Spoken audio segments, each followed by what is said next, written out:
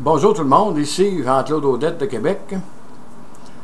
Ce matin, je voudrais faire une petite capsule un peu qui va parler de physique quantique. Et le sujet est l'électron. Et la principale raison pourquoi j'ai fait cette capsule, parce que j'ai eu certains commentaires via les internautes qui se posent la question du saut quantique de Heisenberg. Il est évident que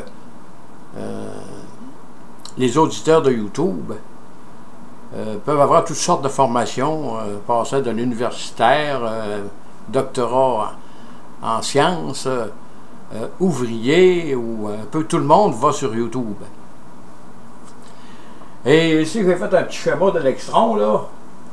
Vous voyez, ça c'est une orbite N1, N2, vous avez le noyau ici, puis le saut quantique de Heisenberg. L'électron évolue sur une orbite déterminée. Il a une position bien déterminée autour du noyau de l'atome. Il ne peut pas être ailleurs. Et si vous regardez ici, si je fais une coupe, disons, transversale, disons comme si j'avais mettons une balle de tennis, et je la coupe en deux, je vais avoir une partie où le caoutchouc qui constitue la boule de tennis. Mais à l'intérieur, c'est du vide. Mais vu que l'électron circule très très vite autour du noyau, vous voyez, il va faire comme un genre de brume. Autrement dit, là, il est à différentes positions de façon instantanée avec le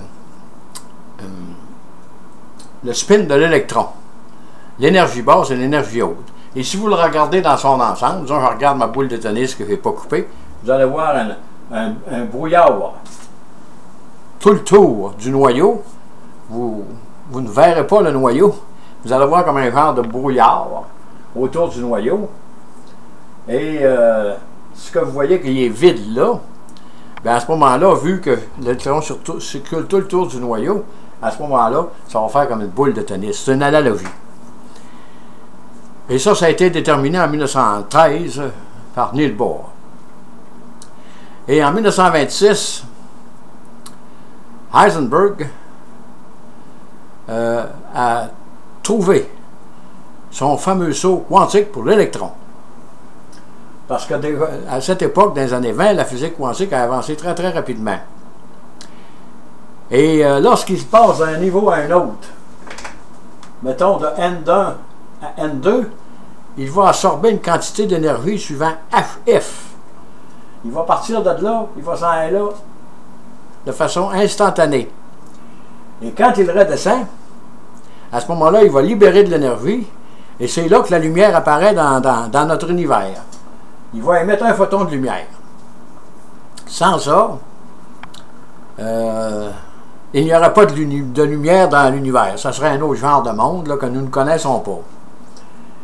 Et pourquoi est-ce qu'il ne passe pas de H1, de N1 à N2 de façon graduelle, comme moi je monte un escalier, ou que je descends un escalier?